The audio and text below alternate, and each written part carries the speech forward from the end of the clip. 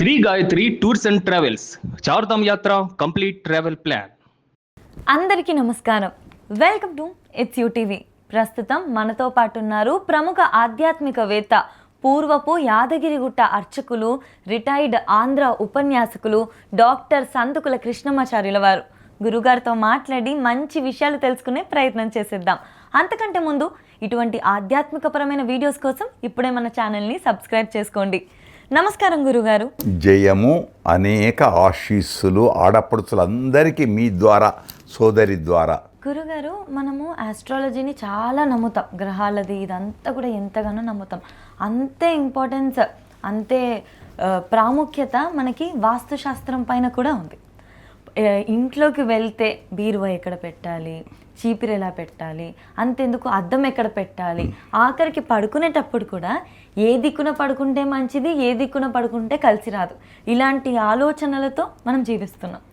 So అందరికీ కూడా ఉన్న ఒక చిన్న సందేహం ఏంటి అంటే, ఏ దిక్కున తల పెట్టుకోవాలి పడుకునేటప్పుడు? చిన్న సందేహం కాదు, పెద్ద సందేహం ఇది. అవును, అందరికీ తెలియవలసింది. భారతదేశం యొక్క నైసర్గిక స్థితిని అనుసరించి మనం రైతన్నలకు కానీ అందరి కూడా నైరుతి ఋతుపవనాలు అంటాం. వర్షాలు వచ్చేటప్పుడు గాలి వీచింది, నైరుతి ఇటు, ఉత్తరం అటు, నైరుతి ఋతుపవనాలు. కాబట్టి ఉత్తరం దిక్కు ఎటు వెళుతుంది? నైరుతి నుంచి గాలి ఉత్తరం దిక్కు వెళుతుంది. అది ఇదే శాస్త్రాలలో ఏం చెప్పిండ్రు, ఎటు పండుకోవాలి అని మీరు అంటున్నారు విన్నారా? అందుకు మనకు వినాయకుడి కథ వస్తుంది. వినాయక చతుర్థి నాడు పరమేశ్వరుడు వినాయకుడి యొక్క తల నరికేశాడు. మళ్ళీ సృష్టించాలి. సృష్టించినప్పుడు అక్కడ ఏం చెప్తారు కథలో? ఉత్తరం దిక్కు తల ఏ జంతువు పెట్టిందో, ఎవరు పడుకున్నారో తల పెట్టి వాళ్ళ తల తెచ్చి అతికించు. ఓ ఏనుగు పడుకుంది, ఆ ఏనుగు తల తెచ్చి అతికించారు అని కథలు పిట్ట కథ. ఏదో కథలు అవునో కాదో మనకు తెలియదు, వదిలేద్దాం. అక్కడ ఉత్తరం దిక్కు తల పెట్టొద్దు అని ఒకటి మనకు శాస్త్రం ద్వారా తెలుస్తుంది. ఎందుకు? కారణం మనకు వచ్చేటువంటి తరంగాలు ఉన్నాయే, గాలి వాయు తరంగాలు ఉన్నాయే, పాజిటివ్గా రావాలి, నెగిటివ్గా రాకూడదు. ఉత్తరం దిక్కు నుంచి వచ్చేవి నెగిటివ్గా వస్తాయి, వ్యతిరేకత. కనుక సూర్యుడు ఉదయించేది ఎక్కడ? తూర్పు దిక్కు. ఆ తూర్పు దిక్కు నుంచి పడుకోవాలి అని ఒకటి. దక్షిణం మంచి వాయు, గాలి ప్రసరణ దక్షిణ దిక్కు. దక్షిణ దిక్కు ఏముంటుంది? మలయ మారుతం అని దానికి పేరు. మలయ పర్వతాలు సుగంధ పరిమళాలతో కూడుకున్నటువంటి మంచి గాలులు వస్తాయని. అందుకు దక్షిణ దిక్కు 2. తూర్పు దిక్కు స్వగృహే, తన ఇంటిలో తూర్పు దిక్కు. దక్షిణం అందరూ పడుకునేది. తర్వాత మళ్ళీ తూర్పుకు వ్యతిరేకత పడమట. తప్పదు పడమట. కానీ నకచ్చి ఏ పరిస్థితిలో కూడా ఉత్తరం దిక్కు పనికిరాదు. నైరుతి ఉత్తరం ఏ పరిస్థితిలో పనికిరాదనటానికి మన వాళ్ళు ఏం చేశారు? ఉత్తరం దిక్కు అనే వరకు దేవతా స్థానం, దేవుణ్ణి అక్కడ పెట్టుకో. గృహప్రవేశం చేస్తే ఉత్తరం దిక్కు దేవుని ఇల్లు ఉండాలి, దేవుని గూదు, అన్నిటికీ ఒక కారణమే తప్ప ఇక్కడేం లేదు. దేవుడు అనేవాడు ఉత్తరం దిక్కే ఉంటాడా? నాకు సర్వవ్యాపి. మళ్ళీ ఆయన ఉత్తరం దిక్కే ఫోటో పెట్టి, ఉత్తరం దిక్కే దీపం పెట్టి ఎందుకు? మన యొక్క మానసిక స్థితికి. కనుక ఇది మాత్రం వాస్తవం. ఏ దిక్కుకు పడుకోవాలి అనేది సైంటిస్టులు ఒప్పుకున్నారు, అందరికీ తెలుసు, పండితులకు కూడా తెలుసు. ఉత్తరం దిక్కు ముఖం చేసి తినకూడదని కూడా ఉంది. పడుకోవడమే ఒకటే కాదు, తినడం కూడా ఉంది. శ్రాద్ధ కర్మల దిక్కు, పితృదేవతలకు దీనికోసం ఉత్తరం దిక్కు ముఖం చేసి తినరు. ముఖం చేసి తినకూడదు. అంటే నిద్రపోయి ఇట్లా తల ఎట్లయితే పెడతారో ఇట్లా ఉత్తరం దిక్కు ముఖం చేసుకొని తినడం కూడా కొందరు. ఇప్పుడు మనకు తెలియక హోటళ్ళలో ఎక్కడ ఏం తింటున్నామో, ఏం చేస్తున్నామో దానికి ఎవరు లేదు. మళ్ళీ అక్కడ తినటం ఏం చేస్తున్నట్టే ఏం కాదు. మన యొక్క మానసిక స్థితికి ఇవన్నీ కారణం. దక్షిణ దిక్కు పితృదేవతలు ఉంటారని, ఇలా యమస్థానం, ఇట్లా ఇంద్ర, అగ్ని, యమ, నిరుతి, వరుణ, వాయు, కుబేర, ఈశారాలు. ఈ ఈశాన్యం, నైరుతి అనేది ఏమో అందరు సైంటిస్టులు ఒప్పుకునేది. ఈ 2 ప్రమాదకారి. కనుక ఉత్తర దిక్కు ఏం చేయమంటారు, మంచి చెట్లు పెంచు, అక్కడ నీటి వసతి ఎప్పటికి తడి ఉండేటట్టు చెయ్యి, నైరుతిని పెంచు అని ఇవన్నీ వాస్తుశాస్త్రం చెప్పేది దేనికి, ఆరోగ్యానికే, ఆరోగ్య సూత్రాల్లో. కనుక ఇది వాస్తవం, నిజమే. హాయిగా దైవ పటం పెట్టుకొని దైవాన్ని స్మరిస్తూ ఎటు పడుకున్నా దోషం లేదు. దీని కూడా మళ్ళీ దైవాన్ని స్మరిస్తూ నమ్మకంతో ఎటు పడుకున్నా దోషం లేదు. కానీ బ్రెయిన్ మీద మాత్రం పనిచేస్తుంది, ఇతడి యొక్క మానసిక స్థితి మీద మాత్రం దెబ్బతీస్తుంది. అది మాత్రం అందరూ ఒప్పుకున్నటువంటి ఈ స్థితే, పెద్దలు డాక్టర్లు అందరూ ఒప్పుకున్నదే. అది మన సంప్రదాయంలో ఎప్పుడో ఇటు దిక్కున పడుకోవద్దు అని చెప్పిన మాటలే ఇప్పుడు సైన్స్ లో ప్రూవ్ అయింది. ఏంటి, అటు పోల్ ఉంటుంది, మ్యాగ్నెటిక్ అది ఉంటుంది, ఎఫెక్ట్ పడుతుంది అని చెప్పి. ఇప్పుడు ఆకర్షణ శక్తి అటు మ్యాగ్నెటిక్ నీకుండే పవర్ అంతా వెళ్ళిపోతుంది. వెళ్లకుండా వ్యతిరేక చర్య వద్దు, పాజిటివ్ చర్య కావాలి.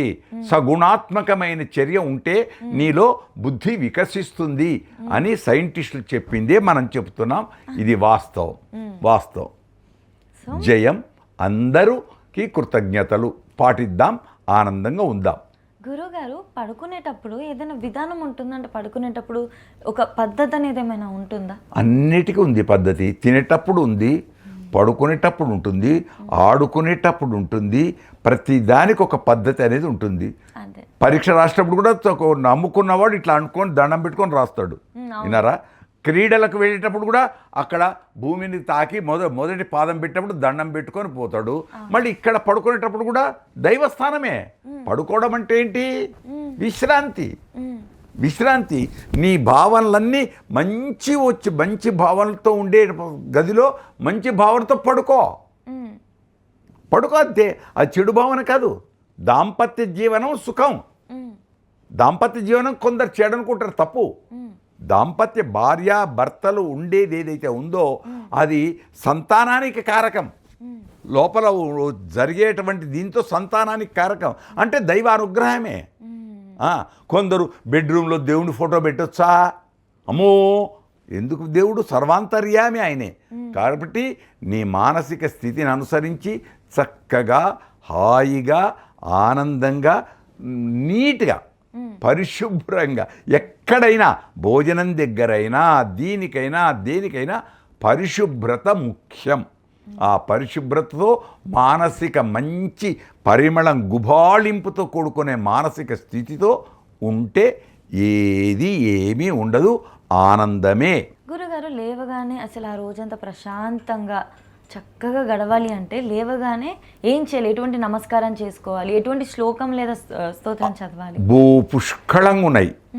ఒక్కొక్క శాస్త్రంలో ఒక్కొక్కటి ఉన్నాయి. లేవగానే కొందరు ముకుందమాల అని చదువుతారు, కొందరు కృష్ణ స్తోత్రం ఉంది, కొందరు దశావతార స్తోత్రం, కొందరు పంచాయుధ స్తోత్రం. ఎవరెవరు వాళ్ళ స్తోత్రం. ఏ స్తోత్రం లేదు. లేవగానే నీ అరచేతి నువ్వు చూసుకో. కరాగ్రే వసతి లక్ష్మి. అబ్బా, అమ్మ దర్శనమైంది అనుకొని కళ్ళకు అద్దుకునే వాళ్ళు ఉన్నారు. నాలాంటి వాడున్నాడే, ఎదిలు హాని లేస్తాడు.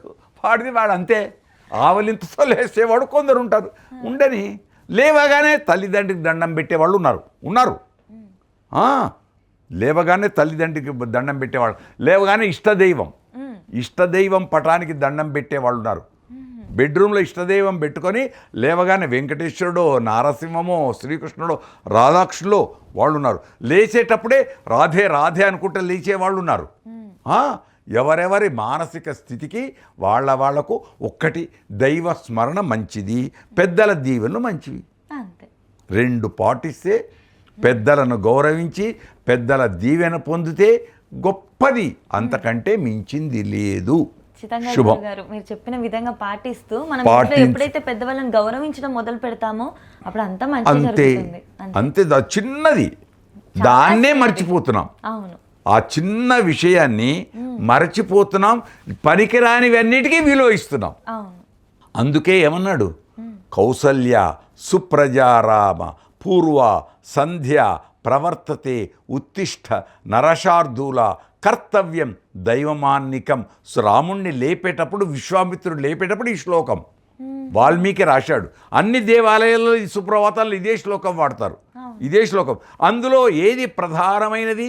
కౌసల్య సుప్రజారామ అనే పదం, ఆ మాటలు.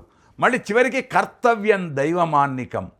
నువ్వు దేవుడి పని చేసేటప్పుడు ఏది ఎప్పుడు ఎట్లా చేయాలో అది అప్పుడు అలా చేయి. ఒక్క దేవుడికే కాదు, అది అన్నం తినేటప్పుడు హాయిగా తిను, పడుకునేటప్పుడు హాయిగా పడుకో, ఆడుకునేటప్పుడు హాయిగా ఆడుకో, మళ్ళీ ఏది నవ్వేటప్పుడు మంచిగా నవ్వుకో, చదివేటప్పుడు హాయిగా చదువుకో. కానీ మనం ఒక పని చేస్తూ ఇంకొక ఆలోచన, తినేటప్పుడు ఇంకో ఆలోచన, పడుకునేటప్పుడు ఇంకో ఆలోచన. బండి కొనిస్తున్నాం, బండితోటి హాయిగా వెళ్ళు, కాలేజీకి వెళ్తావో ఎక్కడ వెళ్తావో రా, బండితోటే నేను ఎగరేసి ఆడుతానని రోడ్ల మీద ఓ హంగామా చేస్తే పోలీసు పట్టుకుంటుంది, శిక్ష తప్పదు, శిక్ష తప్పదు, శిక్ష ఉండాలి. అందుకే కారము తీపి, భక్తి భయం, రెండు. భక్తి ఉండాలి, భయము ఉండాలి, లేకపోతే విచ్చలవిడి అది పోతుంది. ఉండు, మంచి పాటిద్దాం, పెద్దలు చెప్పినట్లు విందాం, పెద్దలను గౌరవిద్దాం, చాలు. ఇది భారతీయత. చాలా మంచి మాటలు చెప్పారు గురుగారు. సంతోషం. ప్రజలు మారి, ముఖ్యంగా యువత మారి, ఖచ్చితంగా ముసలోళ్ళ కాలం అయిపోయిన వాళ్ళకద్దు, ఊరు పొమ్మంటుంది, కాడు రమ్మంటుంది. ముసలి వయస్సులు, ముసలి అనేది ఇంకోటి మళ్ళీ ఇక్కడ మన తొందరగా వచ్చింది అన్నమాట. వయోధికులు, వయస్సు పెరుగుతుంది తప్ప ముసలితనం శరీరానికే, లోపల ఆత్మకు ప్రాణానికి కాదు. కనుక వయోధికులు గౌరవిద్దాం. వాళ్ళు మనకు ఆస్తి ఇచ్చారు, ప్రాపర్టీ అనగానే ఈ ఆస్తి కాదు, జ్ఞాన ఆస్తి. పూర్వీకుల నుంచి వచ్చినటువంటి మన ఆచార సదాచార సంపత్తులు ఏమున్నాయో అవి, వాటిని రక్షిద్దాం, వాటికి మనం ట్రస్టీస్ అందుకుందాం. అది చాలా చక్కటి ప్రశ్న, జవాబు ఏదో వచ్చింది, వచ్చిన దాంట్లో మంచి ఉంటే పట్టుకుందాం. అందరికీ శ్రేయస్కరమైన ప్రశ్నలు అడిగిన తల్లికి అనేక ఆశీస్సులు. చాలా మంచి మాటలు చెప్పినందుకు, మాకు తెలియజేసినందుకు మనస్ఫూర్తి ధన్యవాదాలు. జయోస్తు జయోస్తు జయోస్తు.